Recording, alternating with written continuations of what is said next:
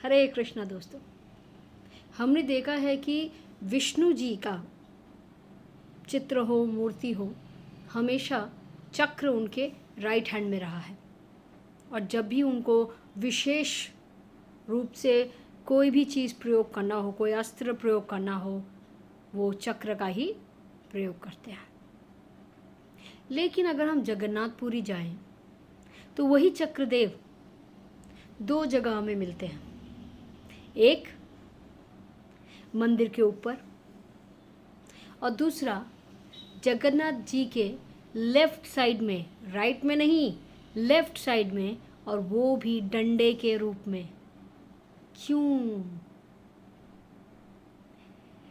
पुराणों के अनुसार चक्र जी को बहुत अभिमान था, उनके अंदर अहंकार आ गया था कि भाई मैं ही श्रेष्ठ हूँ, मुझसे बढ़कर कोई नहीं। क्यों?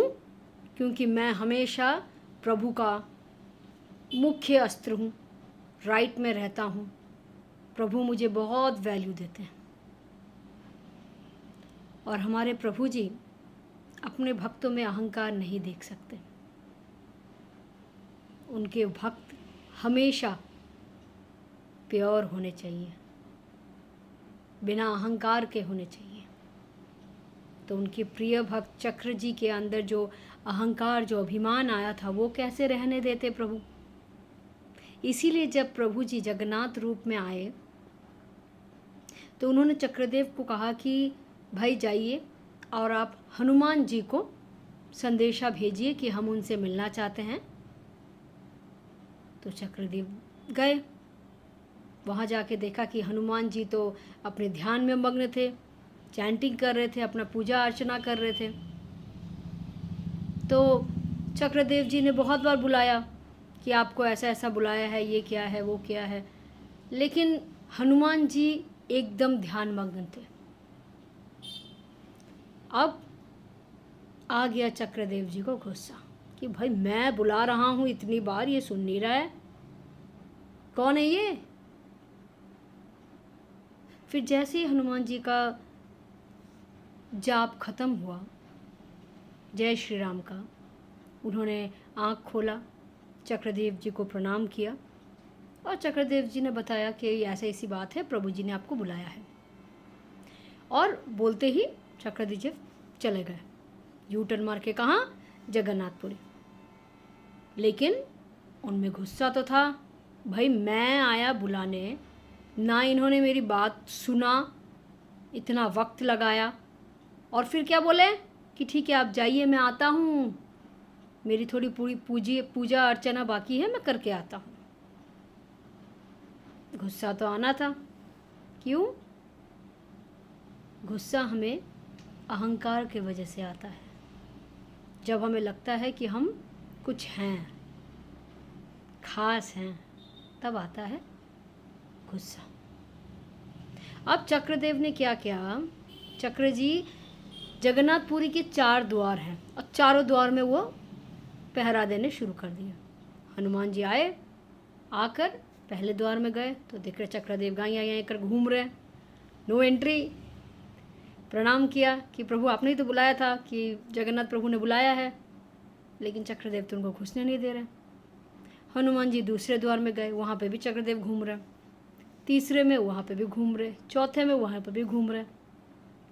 फिर हनुमान जी ने आँख बंद करके प्रभु को याद किया, प्रभु को कहा प्रभु ये क्या हो रहा है, आपने बुलाया, चक्रदेव ने मुझे निमंत्रण दिया और आके यहाँ मुझे रोक रहे हैं, क्या करूँ प्रभु मैं?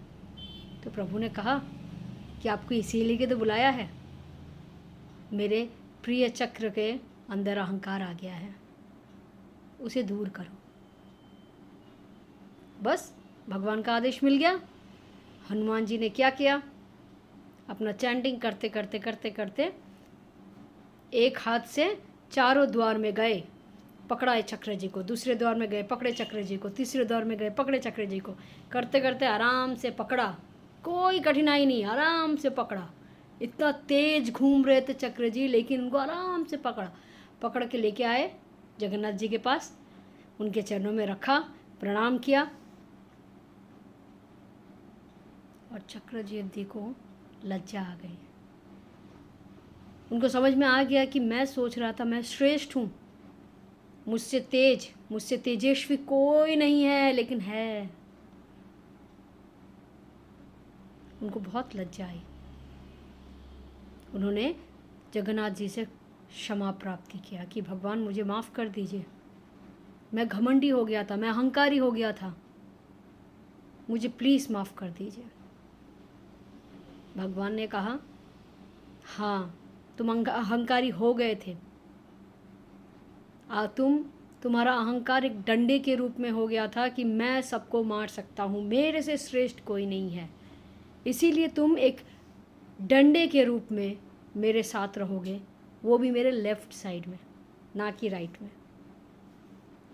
तो चक्रदेव ने और माफ़ी मांगी कि नहीं प्रभु ऐसा मत कीजिए, प्रभु प्लीज़ मुझे क्षमा कर दीजिए, आप तो कृपालु हैं, मुझ पे दया कीजिए। तब भगवान ने उसे आशीर्वाद दिया कि ठीक है, मैंने एक बार जो बोल दिया वो तो उसका मैं कुछ नहीं कर सकता, तुम्हें उसी रूप में रहना है, उसी रूप में तुम श्रेष्ठ रहोगे, लेकिन तुम्हारा चक्र रूप मेरे इस मंदिर के सबसे ऊपर रहेगा, और जो भी तुम्हें देखेगा उसे मेरे देखने का वरदान मिलेगा, बेनिफिट मिलेगा। मतलब जगन्नाथ जी के दर्शन का जो लाभ मिलता है इस जन्म में और मृत्यु के बाद, वही लाभ हमें चक्रदेव को देखने के बाद भी मिलेगा। ऐसे हैं हमारे प्रभु। अपने अंदर, अपने किसी भी भक्त के अंदर वो अहंकार, अहम, घृणा नहीं देख सकते, और इसीलिए वो हमेशा अपने भक्तों के साथ रहते हैं, उन्हें प्योर करने के लिए, उन्हें प्योर बनाए रखने के लिए। तो हमारे जीवन में ऐसा कुछ अगर होता है, समझ लीजिएगा प्रभु अपना प्यार दिखा रहे हैं, हमें प्योर कर रहे हैं। हरे कृष्णा दोस्तों, अगर ऐसे ही कहानियाँ जाननी है, सुननी है, तो प्लीज़ हमारे चैनल को सब्सक्राइब कीजिए। हरे कृष्णा।